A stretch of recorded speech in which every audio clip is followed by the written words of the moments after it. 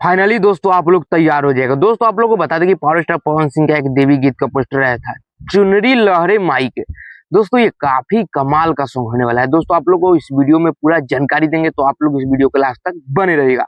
दोस्तों आप लोग को बता दें power star Pawan Singh song को गाए हैं मात्र सिंगल, और इसमें आलम दिलशाद गीत दिए हैं और संगीत जो है अजय सिंह का, जो कि काफी गजब का होने वाला है। दोस्तों आप लोग को बता दें ये सॉन्ग आज ही रिलीज होने वाला है। जी हाँ दोस्तों, अभी अभी 9:45 पे ये सॉन्ग आप लोग को बीच में सुनने को मिलेगा।